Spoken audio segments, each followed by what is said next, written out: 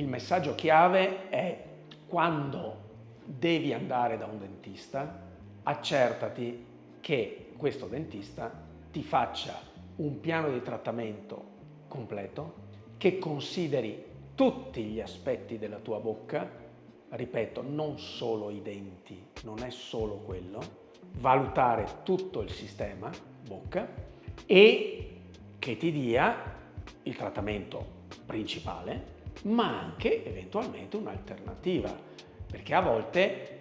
siamo, diciamo, ben predisposti verso un trattamento